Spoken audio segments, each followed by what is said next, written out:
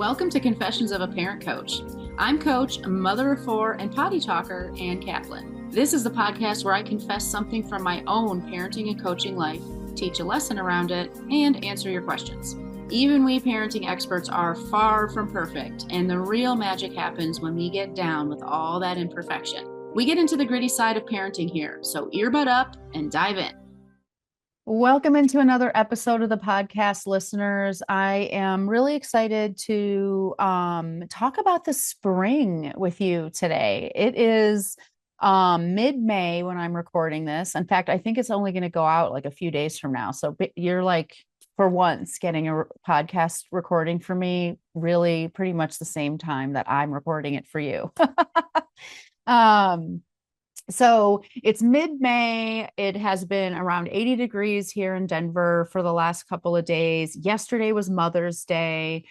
I am just really reveling in the springtime, the temperatures, but also just like there's a spring energy. And I hope you know what I mean when I say that, but maybe my confession for today will help you know even more what I'm talking about. So I went to school. I went to college in Michigan. I'm from Michigan. This is why I host the retreat every year. In October, I host in my house in northern Michigan. It's on a beautiful lake up there in Traverse City.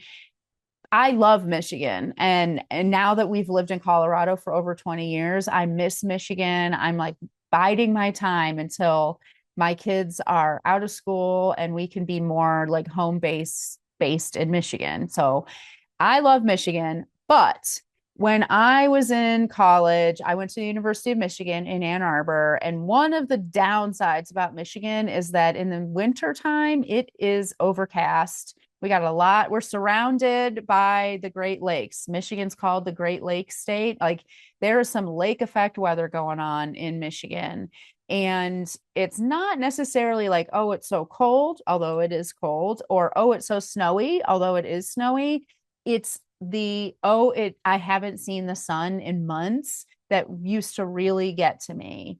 And I absolutely suffered from seasonal affective issues. I would get very, very depressed in like January, February, March. And I have a very distinct memory. It's not just like a memory in my mind. It is like a body memory. Like I have muscle memory of the first sunny day in Ann Arbor. All 4 years I was in school there, because I would get to almost like a point of desperate depression every winter. And that first sunny day felt like I was at the bottom of a pit and someone had just thrown me a rope. Like it felt, the feeling throughout my entire body was like, I made it. I'm going to make it. I'm going to be okay. Like I got to the other side of this dark, dark winter. And I know that other people felt that too, not just because I know about, seasonal affective disorder now, but because I could see it. The campus would be basically cold and dreary and quiet, people walking back and forth from their dorm to their classrooms and to the library and back again. Not a lot of socializing going on, not a lot of stopping and, it's passing time. And the second the sun came out, it didn't matter if the ground was like a wet sponge. It didn't matter if it was still 50 degrees outside. It didn't matter if it was sunny. Within minutes, you would see people like emerging from their dorm rooms, starting to play hacky sack or toss a frisbee or sit out on the quad and play the guitar, or just stand there on their way to class and run into someone they know and start having a chat or whatever. This was this sort of like almost like psychic experience of living through the winter and being present for that first day of the sun coming back out. And I hope there are people out there listening to this and knowing exactly what I'm talking about, because if you're a fly on the wall watching that happen, it literally looks like not just, oh, the first crocuses are starting to bloom and trees are starting to bud. Humans are starting to bloom. Like this dead sort of like stage or setting that we all are in, all of a sudden it becomes vibrant and alive with humanity, with socializing, with connection, with chatting, with activity. And that is the most profound joy I think that I've ever experienced in my life, is that sensation of immersion, not immersion like I'm immersed in something, I'm emerging out into the sun, that emergence that the entire community would feel, that entire group of human beings would collectively experience. And for whatever reason, I mean, here I am. I live in Colorado for this specific reason. I moved to Colorado specifically because of my seasonal affective disorder. Like I moved here because I by that fourth winter at in Ann Arbor, I knew that if I were to stay in Michigan, I probably would not survive, or I would survive in a very depleted and diminished version of who I am today. I couldn't do it. And so I literally was like, okay, Colorado has 360 days of sun a year. That is where I'll be headed. And that's why I live here. So even though Colorado is very sunny, and believe it or not, Denver actually has quite mild winters. People don't believe me when I tell them that, but it is true. I just this spring, maybe even more than some of my other springs in Colorado, I really had that same sensation of like, yay, we made it to the other side. The winter is over.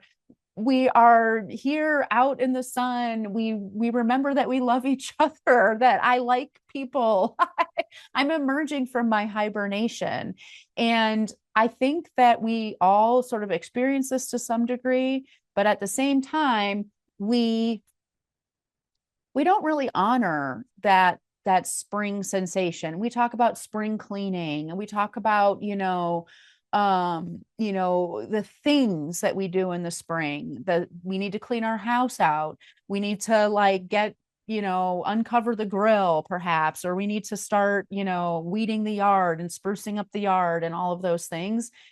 But what we don't really pay attention to or bring intention to or honor that sort of like energetic awakening and emerging that we as human beings are doing. And so that's kind of what I want to talk about today.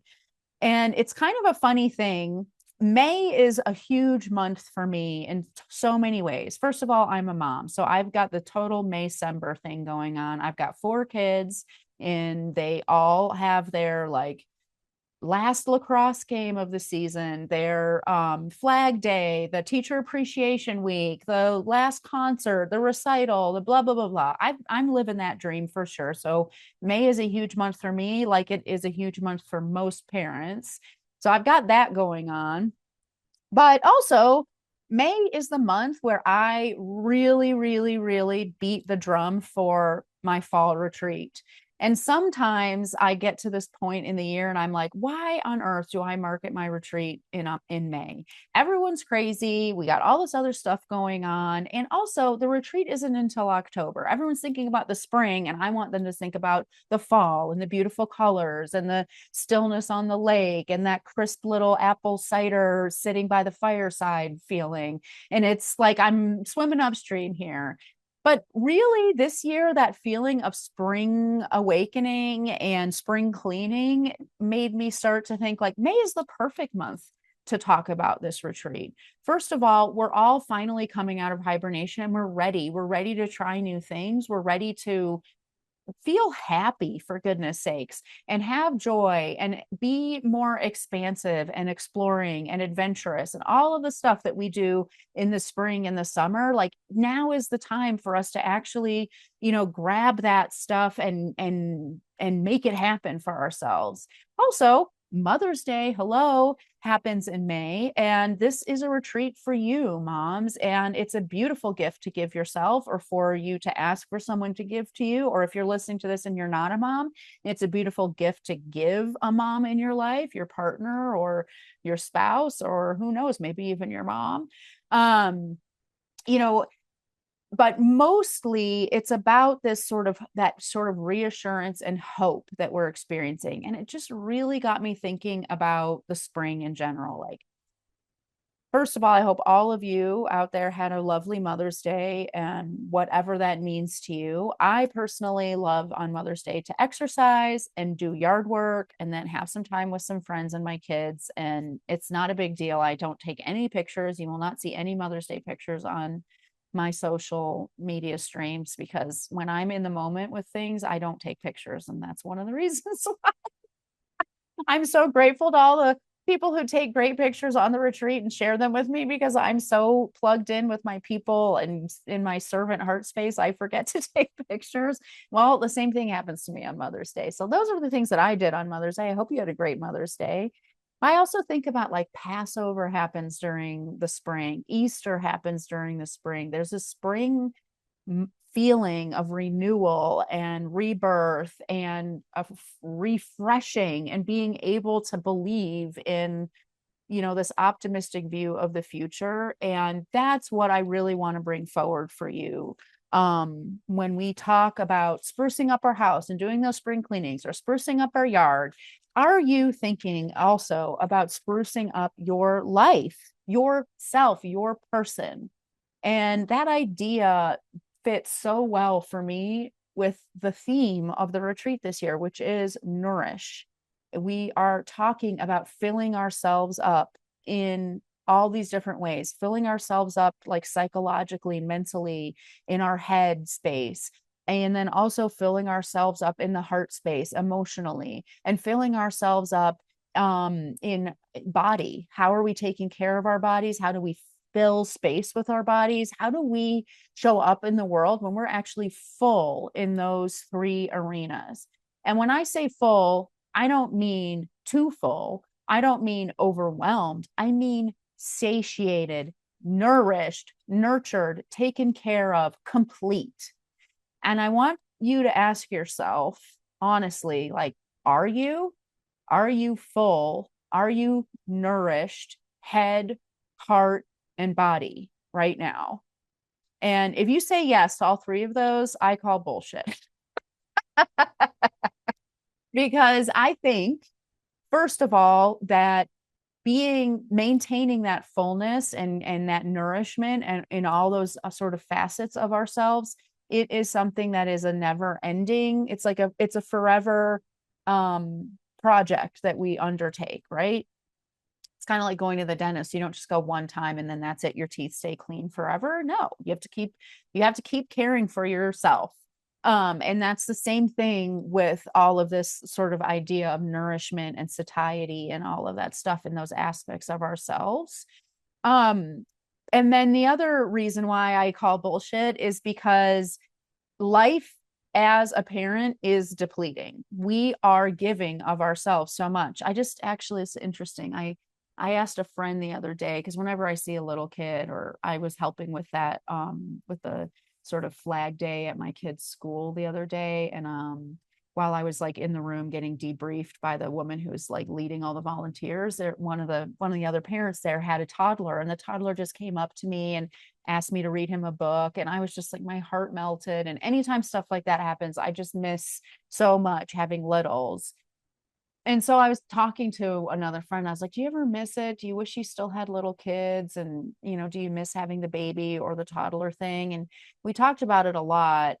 And I mean, I do really miss it. And I'm looking forward to that someday when maybe I get to be a grandparent and stuff like that, or just having that youth in my life again, in whatever capacity it is. But the thing that we both agreed on is the level of self-management that goes into parenting younger children well.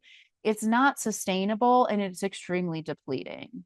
And so that's kind of why I say, if you think that you're really ticking all the boxes in all three of these arenas right now, because you are like parenting 24/7 and, not able, just like none of us are able to be feeding all those things, consistently all the time. Like, we're not at the dentist every single day. I disagree. Like, I really think that there is, a need for all of us to put energy into sprucing ourselves up the same way that we put energy into sprucing our homes and sprucing our yards and sprucing our kids up for those Mother's Day pictures. All of that stuff that we do in the spring, are we doing it for ourselves? And I encourage you to think about doing something like this retreat as that. Registering for the retreat now means that you are investing now. You are giving yourself that same energy and investment in, that spring cleaning vibe that you do to everything else this time of year. And you're capturing that sense of awakening and hopefulness and optimism that comes with the spring and doing something with it, instead of it being this like fleeting feeling of relief that it was for me back then when I was in university and the first sunny day would happen. Think about how you fill yourself up, and is it even possible for us to fill ourselves up while we are doing the daily grind? And my idea about that is no. Just like it's not possible for you to clean your teeth to that level while you're doing your daily grind, you have to actually make a dentist appointment and go to the dentist and not do anything else while the dentist cleans your teeth and gets you to that level of fully cared for in your oral hygiene. We also have to set aside time and devote ourselves completely during that time to filling ourselves up in all these other ways as well. And the other thing, I literally just got off a call with one of the practitioners I'm bringing in for the retreat today for one of our days of filling ourselves up in the body. So this year, the retreat's going to be like a head day, a heart day, a body day. I'm so excited. I've never set it up that way before, and I think it's going to be really exciting. And she's one of my body day practitioners. We're going to do this embodiment practice with all the guests, and it's going to be amazing. And we just talked about all the itinerary for that practice. And one of the things we talked about was this idea of like, when you fill yourself up, that's different than filling your life up. And in the circles that I kind of hang out in with lots of other coaches and people who are into like spiritual practices and growth work and all that stuff, it's become sort of a taboo thing to say, oh, I'm so busy. So instead of saying I'm busy, people often will say I'm full. My life is really full right now. And that's really cool because it has a different vibe to it. But what we're really saying is, I'm too busy. I can't hang out with you that day. I'm too busy. I might say my life is full right now, so I can't have dinner with you or I can't meet you for coffee, but I'm saying the same thing. Like, I've got so much going on. I don't have room for more stuff.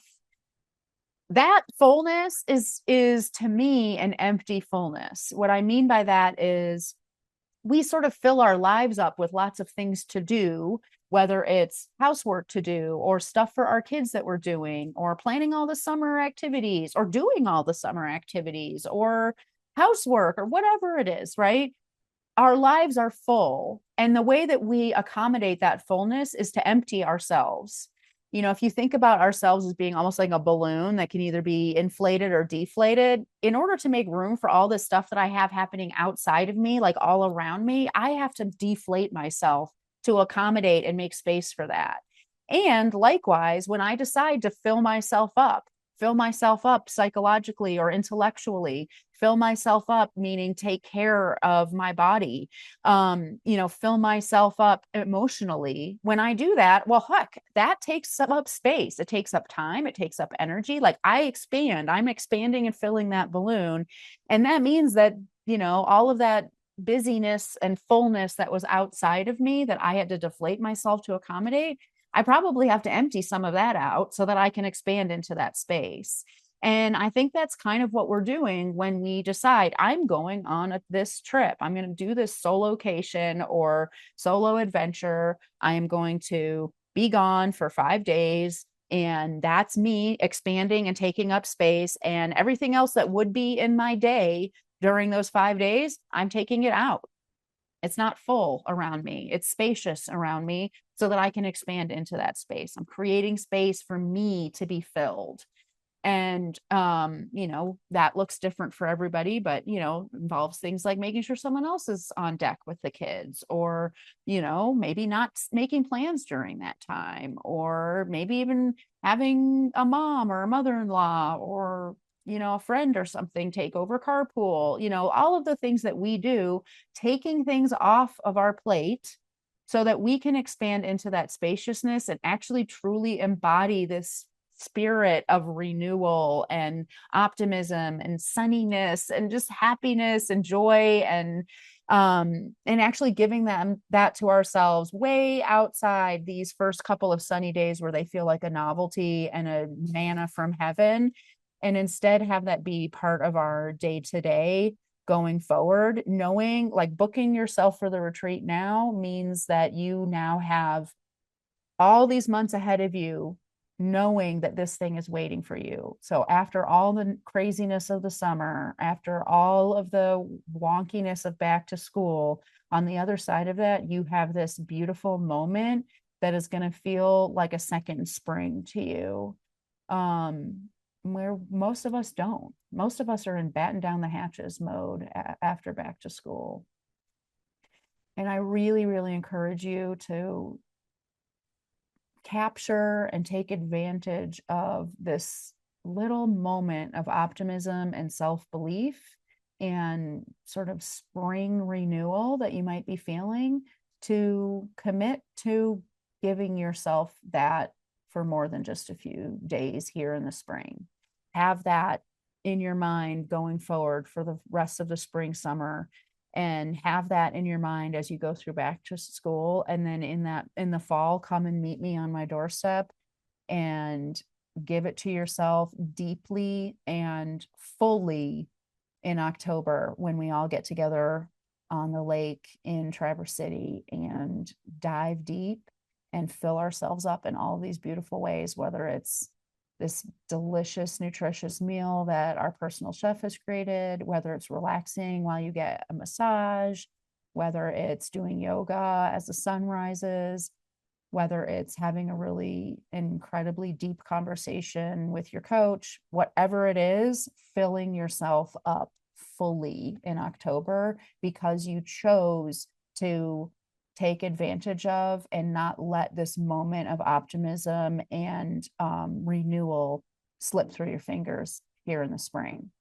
I hope that really touches on a nerve for you. I hope it inspires you to really go out and maybe go for a great walk and enjoy the sun today. But most of all, I hope it inspires you to reach out to me and tell me that you're interested in the retreat. You can learn more about the retreat by going to bit.ly/retreatdeets. And of course, that information will be in all of the written copy that goes along with this recording. And I can't wait to talk to you all again next week. Bye, everybody. The episode is over, but there's more waiting for you. You can grab my free workbook, Getting Kids to Listen the First Time, that walks you through the fundamental principles I teach all of my clients and applies them to this very universal parenting challenge. So if you're sick of repeating yourself all day long or just want to learn more about my style, you'll definitely want to go to bit.ly/kidswholisten. And if you're ready to work with me, let's meet. Set up a free call at bit.ly/KaplanCall, and let's create an action plan that gets you exactly where you want to go. And of course, links to all this goodness are in the show notes. Thanks for joining, and I'll see you next time.